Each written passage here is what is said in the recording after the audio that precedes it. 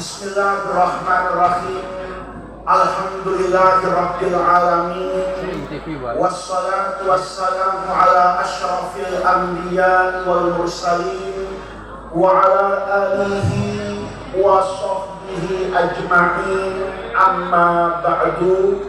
Segenap para alim ulama yang saya muliakan, para kiai, para guru, para tokoh masyarakat, saya mohon maaf tidak menyebutkan nama beliau satu persatu, tetapi tidak mengurangi rasa hormat dan takzim kita kepada beliau semuanya.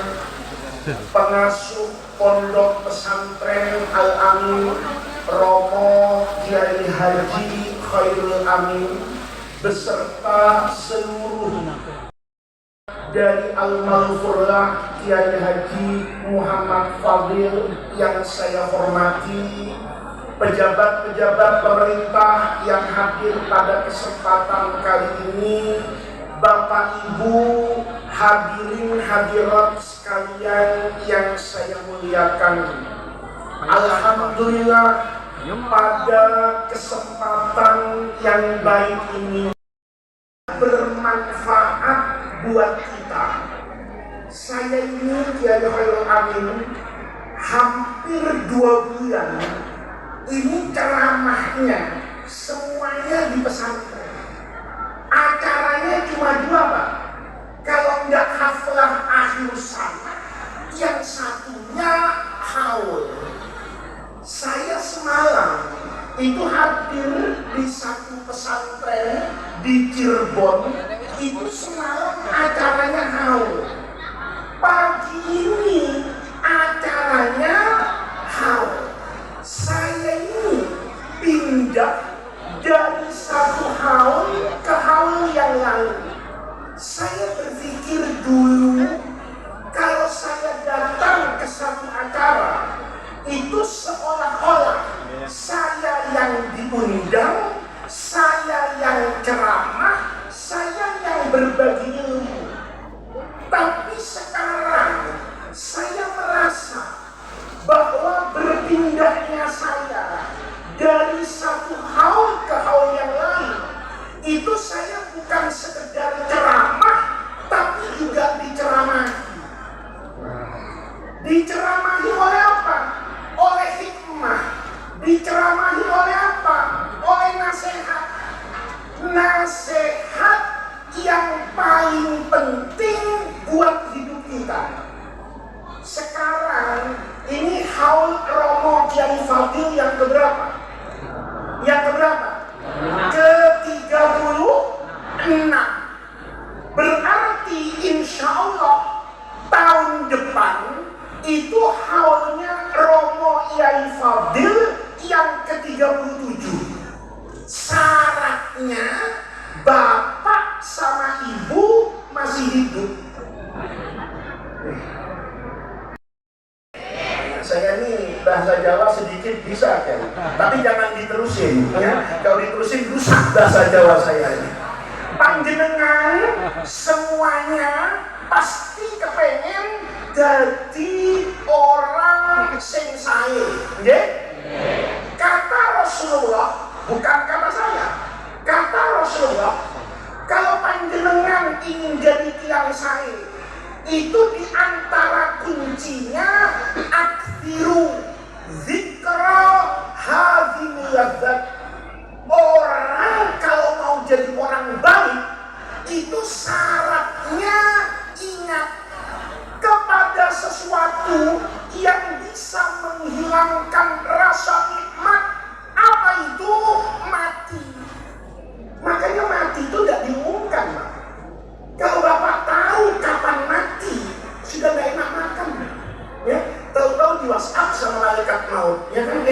Orang mana daerah sini? Bulakwaru. Nanti mati jam 8 malam. Itu insya Allah seminggu sebelum itu sudah gak enak makan, Pak. Sudah gak ingat hidup lagi. Kenapa? Bawaannya ingat sama Allah. Kenapa? Mau mati. Maka orang itu kalau mau jadi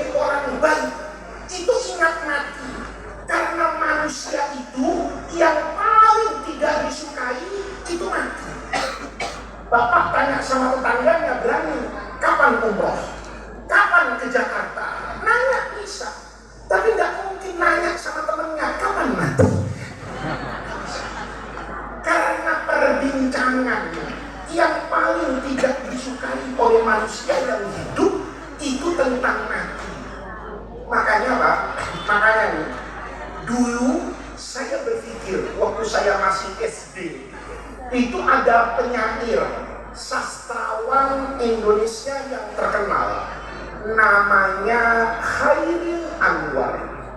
Chairil Anwar ini sastrawan, bikin puisi, judulnya Aku Ingin Hidup 1000 Tahun. Manusia itu kita-kitanya ingin hidup 1000 tahun, padahal kalau makbul repot sendiri. Bapak bisa bayangin, kalau bapak umur 1000 tahun, temannya udah mati semua, Pak. Anaknya mati, cucunya mati, cicitnya mati, sampai anak keturunannya itu sudah mati. Kalau bapak masih hidup, saya yakin sudah tidak bahagia. Zamannya berubah, bayangin. 1000 tahun yang lalu, Pak, itu Indonesia masih zaman Majapahit, ya, masih ketemu Gajah Mada, tahu-tahu bapak hidup sampai zaman Prabowo, bayangin, ya, kayak apa rasanya? Ini tentu tidak bahagia, tapi manusia memang tidak suka yang namanya mati, maka bikin syair, aku ingin hidup 1000 tahun. Saya pikir itu cuma penyair. Ada yang bangun koperasi desa Merah Putih, saya serahkan proyek ini kepada Nabi Adam. Itu Nabi Adam nggak mau, Pak, terima proyek itu, nggak tergoda Nabi Adam.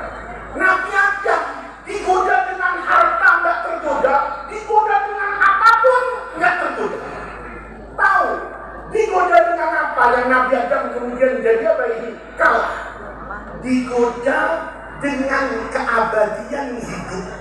Kata iblis, Adam, hal aduluka, ini kata Quran, hal aduluka Adam, mau tidak saya tunjukkan, kata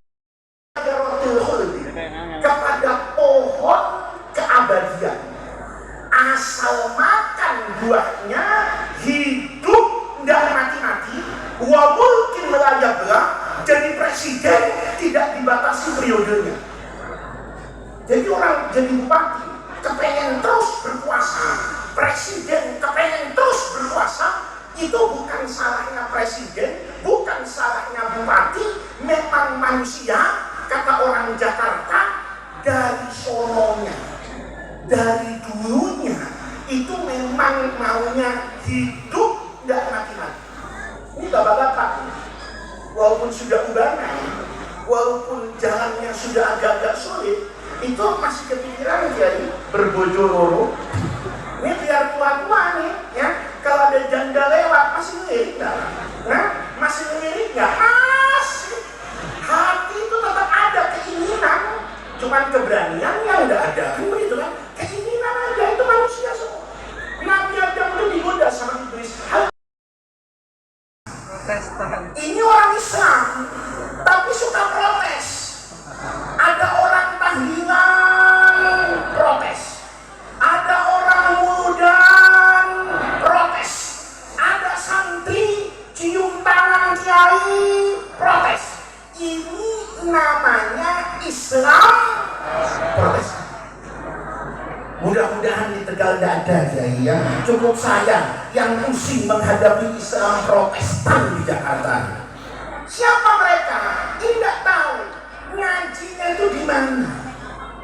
Beragama itu paham mereka. Kalau ada contohnya dari Nabi, Nabi mengerjakan, maka saya mengerjakan. Kalau Nabi tidak mengerjakan, maka saya tidak mengerjakan. Ini separuh pinter, banyak gobloknya. Ya. Apa yang dicontohkan oleh Nabi, memang secara umum saya harus contoh. Tapi contohnya gimana? Ada yang saya boleh contoh prinsipnya, tapi tidak boleh nyontoh praktiknya. Ya. Kayak misalnya gini, Rasulullah waktu perang itu pakai baju besi. Nabi itu kalau perang pakai baju besi. Enggak karena Nabi masa Allah saya punya ilmu kebal, enggak. Nabi itu pakai baju besi. Kenapa Nabi pakai baju besi? Ini namanya usaha lahiriah. Setelah pakai baju besi karena perang, mungkin ada tombak, mungkin ada panah, ini namanya ikhtiar. Setelah ikhtiar baru Nabi tawakal. Makanya waktu zaman corona kita disuruh pakai apa dulu? Masker. Maka orang yang pakai masker itu nyontoh Nabi. Jangan bilang Nabi gak pernah maskeran. Jangan takut sama corona, takut sama Allah. Ini pintar ada gobloknya juga kan? Kalau Bapak takutnya cuma sama Allah dalam pengertian kayak begitu, tolong tidur di kandangnya serigala, ya, tidur di kandangnya macan. Saya bilang jangan takut sama macan, takutnya sama, ya gak begitu juga. Maka ini namanya beragama. Allahnya Maha Esa, istrinya satu. Ini tauhid. Bapak Nabi istrinya berapa? 11. Bapak istrinya berapa? Kalau Bapak nikah 11, bukan masuk surga, Bapak justru akan dibawa ke kantor polisi. Kenapa dibawa kantor polisi? Ya karena penistaan agama. Nabi nikahnya 11, Bapak tidak boleh contoh. Kenapa? Ngaji ke pesantren, ada pekerjaan yang khusus untuk Rasulullah. Apa contohnya? Nikahnya 11, tahajudnya wajib. Tahajud itu fi haqqin Nabi buat Rasulullah. Itu hukumnya apa Ibu? Wajib. Kita kalau tahajud wajib Pak, kayaknya masuk neraka semua gitu. Ya, kalau tahajud hukumnya buat puasa. Bapak nih kalau dengar azan Ramadan puasa, maka sunnahnya kalau mau dapat pahala yang besar, dengar azan langsung apa ini? Orang kaya ngasih bantuan ke orang miskin itu berpahala. Tapi nyolong dana MBG itu ke neraka. Nah, ini yang tepuk tangan yang nggak punya SPPG. Ini saya udah paham ceramah di mana-mana. Ini yang tepuk tangan, ini yang nggak punya SPPG atau nggak kedapatan MBG. Lihat Pak. Ini saya sedang cerita, bukan soal MBG-nya. Islam tuh kenapa? Kok hidup? Nanti ada kaitannya. Kenapa peringatan haul itu bagian dari ajaran agama? Walaupun di zaman Nabi tidak ada. Karena nanti Pak, Islam itu berdialog dengan zaman. Apapun dicari di Islam, itu ketemu. Saya dulu kayak Khairul Amin, itu ikut ayah saya. Dulu ayah saya mungkin sering ke daerah sini tahun 90-an. Iya. Mungkin tahun 90-an, ayah saya itu 80, 90, itu sering ke sini. Saya masih kecil. Ada kiai ceramah dulu, saya lupa apa di Tegal, apa di mana. Pokoknya saya masih kecil.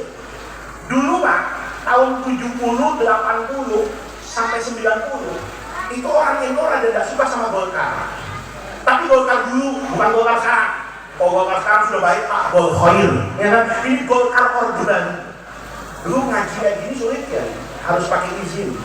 Karena ayah saya sudah datang, itu izinnya tidak keluar, berantem dulu sama tentara supaya boleh. Tentara dulu, bukan tentara sekarang. Tentara sekarang sudah baik Pak.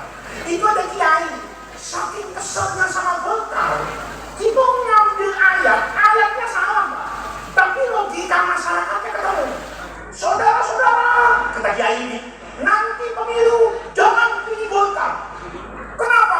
Allah berfirman di dalam Al-Quran, wala taqrabu hadhihi syajarata, jangan dekat-dekat pohon ini. Itu ayat Qurannya ditafsirkan pohon beringin Pak. Itu artinya walaupun salah, keindahan dan kehebatan Al-Quran, dia bisa menjadi dalil untuk apapun. Itu yang menjadikan Islam itu berdialog sepanjang zaman dan dia tidak kaku pada satu bentuknya. Waktu reformasi ayatnya lain lagi, supaya tidak milih PDIP, kiainya dalil innallaha ya'murukum an tadhbahul baqarah. Allah memerintahkan kalian untuk menyembelih banteng. Banteng itu jangan dipilih, disembelih kata Qurannya. Ini dialog-dialog sederhana dan konyol, tapi menunjukkan dalam contoh yang sederhana. Quran itu disebikara apapun, hadis itu disebikara apapun. Maka saya tanya sama guru saya, kenapa guru?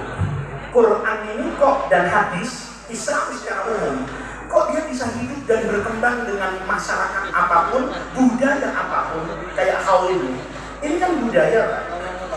Agamanya tadi itu tahlilnya, ngirim doanya, ada pun ngundang saya, pasang tenda, ada snack, oh tidak ada snacknya ya kan? Ya, ada snack, ya benar-benar panitianya.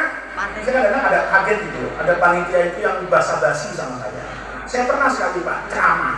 Saya baru mulai ceramah, kue ditaruh di depan saya. Saya bilang ini panitia nggak ikhlas loh Pak. Kalau kuenya ditaruh di bapak-bapak, pasti habis dimakan. Tapi karena taruh di depan saya, ini saldo keuntungan panitia. Karena saya tidak mungkin makan kue sambil ini ceramah. Yang namanya pakai snack, yang namanya acara kayak begini, ini kan budaya. Tapi nanti Islam itu hebat. Islam ini bisa terus sampai akhir zaman. Kalau dari Tegal naik pesawat, pertanyaannya kan bukan soal untanya Pak, tapi soal kendaraannya. Nabi bilang, kamu kalau mau ibadah, jaraknya bisa melahkan kaki, maka sebaiknya naik kendaraan. Di masa Nabi, kendaraan itu namanya, coba Nabi hidup sekarang, terus ngomong sama Sayyidina Abu Bakar, saya mau umroh, saya mau haji, kira-kira dibawakan unta apa dibawakan Fortuner Pak? Saya yakin sama Abu Bakar dibawain Pajero. Kenapa dibawain Pajero? Karena itu kendaraan yang baik. Kenapa dulu dibawakan unta? Karena unta kendaraan yang paling. Maka ini namanya sawabit, ini namanya mutaghayyir. Balik ke haul nih, ngajinya nih, ingat Pak, ya, jangan yang ingat sekali gigi aja nanti ya. Ini Pak haul ini bentuknya kayak begini, nggak ada di zaman Nabi. Ada mauidhah, ada tenda kayak sekarang nih, ada snack, nggak ada. Tapi, ada tapinya nih, ajarannya, tuntunannya ada. Ini kalau saya jelaskan semua ngajinya sampai asar nih Pak, ya kan? Nih 10 menit selesai nih Pak. Mau duhur ini, Bapak ngirim doa sama orang meninggal itu sudah ada dalilnya. Saya tidak usah jelasin Pak. Ya, hadir ke acara yang mengingat kematian, saya sudah sampaikan hadisnya. Haul. Ini tadi Romo Yai Amin kan menjelaskan perjuangannya Romo Yai Fadl. Bapak menceritakan kebaikan orang yang sudah wafat. Semua yang kita baca, semua kebaikan yang kita lakukan pada hari ini, mudah-mudahan pahalanya disampaikan kepada Al-Maghfurah Kiai Haji Ahmad Fadil beserta istri dan zuriat dan semua yang tadi dibacakan doa arwahnya. Mudah-mudahan Allah berikan kepada mereka kelapangan di alam kubur, ampunan dari dosa, ampunan dari khilaf, dan kelak kita semua yang hadir di majelis ini disatukan bersama beliau-beliau fil firdausil a'la. Mudah-mudahan Allah menjaga kita semua, menjaga anak keturunan kita, menjaga keluarga kita, menjaga orang-orang yang kita cintai, menjaga orang-orang yang mencintai kita, menjaga orang-orang yang kita masuk ke dalam rumah mereka dan yang mereka masuk ke dalam rumah kita. Semoga semua dijaga oleh Allah dan kelak dibersamai untuk bertemu dengan ridho dan rahmat Allah fil firdausil a'la. Kita doakan mudah-mudahan pondok pesantren Al-Amin ini menjadi manaratan min manaratil ilmi, menjadi maqalan min ma'akil bayani wal iman. Mudah-mudahan para kiai, para guru, para santri, para wali santri dan orang-orang yang mencintai dan mendukung pesantren ini selalu dalam ridho Allah Subhanahu wa ta'ala, selalu dalam rahmat Allah Subhanahu wa ta'ala. Al-Fatihatu biniyatil qabul wa tamami kulli syukrin wa maqbul wa ila hadratin nabiyil mustafa Muhammadir Rasulillahi Al-Fatihah. A'udzubillahi minasyaitonir rajim. Bismillahirrahmanirrahim. Alhamdulillahirabbil alamin arrahmanir rahim maliki yaumiddin. Iyyaka na'budu wa iyyaka nasta'in. Ihdinas siratal mustaqim. Shiratal ladzina an'amta 'alaihim ghairil maghdubi 'alaihim waladdallin. Amin. Allahumma bihaqqil Fatihah wa bisirril Fatihah